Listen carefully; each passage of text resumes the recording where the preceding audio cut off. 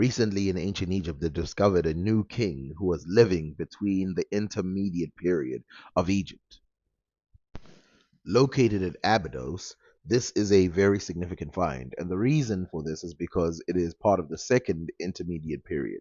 Now, what are intermediate periods? Intermediate periods are periods which were thought to have been in complete turmoil. So, in other words, several kings would rule at the same time.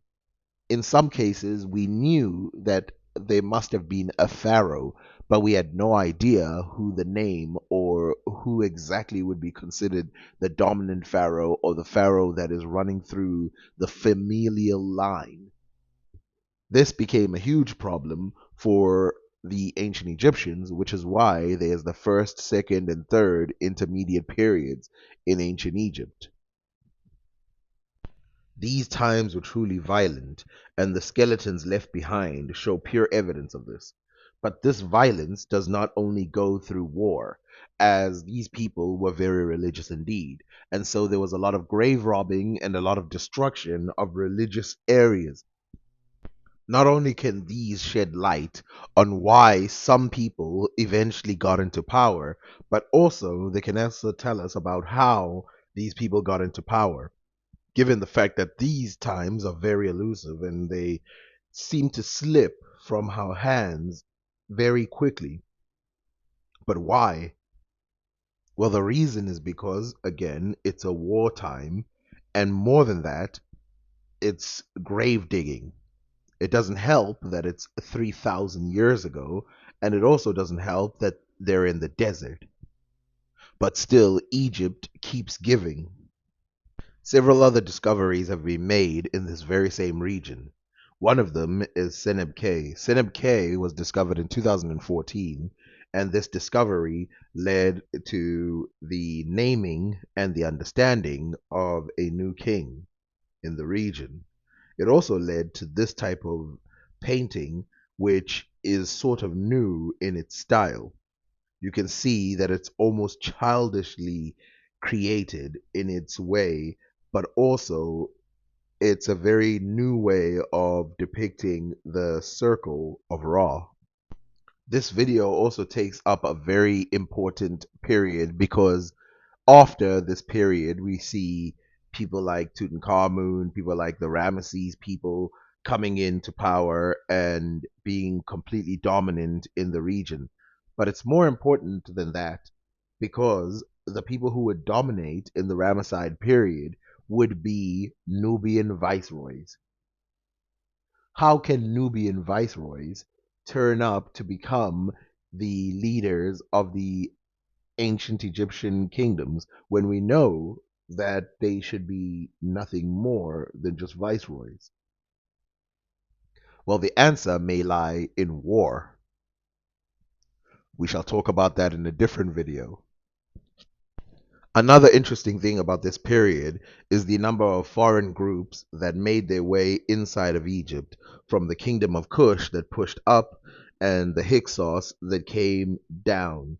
This is also very interesting because after this, there would be the introduction of chariots, horses, and several other objects, and you would see that the communication would expand between Asia and deep Africa at this period.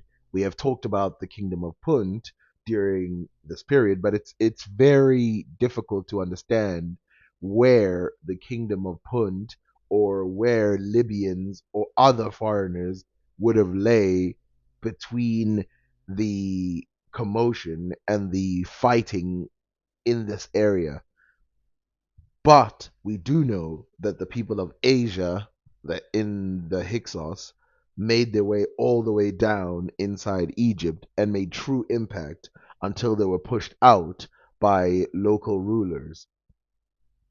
While they were being pushed out by local rulers, you see an expansion of Nubians or Cushites moving deep inside of Egypt and then being employed ever more than before to guard the desert against people like the Asiatics, even some being posted in the Sinaitic regions. Now, if you go back to the tomb itself is 7 meters long.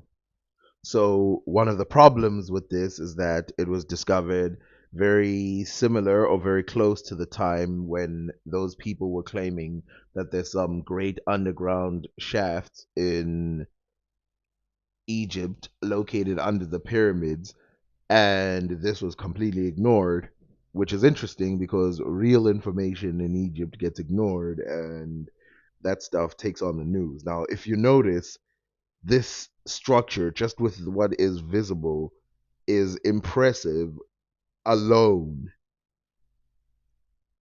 As impressive as other parts of Africa are, there is nothing that compares to ancient Egypt in its staggeringness. I mean, look at the building that has been discovered in this region. Now, to give context about Abydos, we have to understand where it is located, who it is associated with, and why it is associated with specific pharaohs, and why it is not located or associated with other pharaohs. While newer architecture made by the ancient Egyptians was truly fascinating in Abydos, we have to understand that Abydos is a historical site that goes back as early as 3000 BC. Some of the earliest structures found in Abydos are made of wood, and they go back to about 4000 BC. This makes it a very interesting area, but also it means that dating it is very difficult. And as you can see in this video, we have to keep making sure that we do not mix up the kings, the period, and who exactly is responsible for what, which has been made by mistake several times. So Abydos is located in between two historical areas, Thebes and Amarna. Now, this is very important because, as you can see, it is closer or located closer to the Kushite areas. A very important fact because it would be associated with the Ramses people. There are several different people named Ramses, and Seti, who is probably the most associated with Abydos, and of course, it is associated with the Kushites as well. As one of the biggest things that Ramses II did was expand into Kush, rebuilding sites that were broken during the Second Intermediate Period. But old enemies make their way from the north, and so, almost 400 years after the Second Intermediate Period, they would find themselves in a battle called the Battle of Kadesh.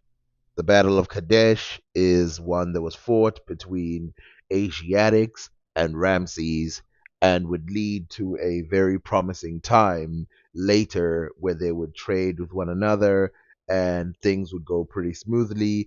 This war would be considered a stalemate.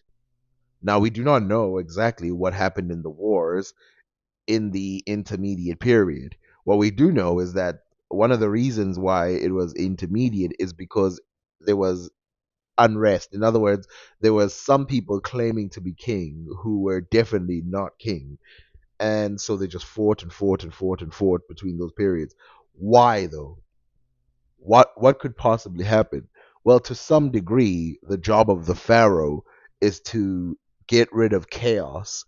And so some people see it as a sort of Sethin or Seth promise to bring chaos into Egypt and to make sure that they do not live in complete subjugation. It also shows that people in ancient Egypt weren't always happy with the state of the situation. It also shows that some of the pharaohs that came before that period were not as liked as they thought they were.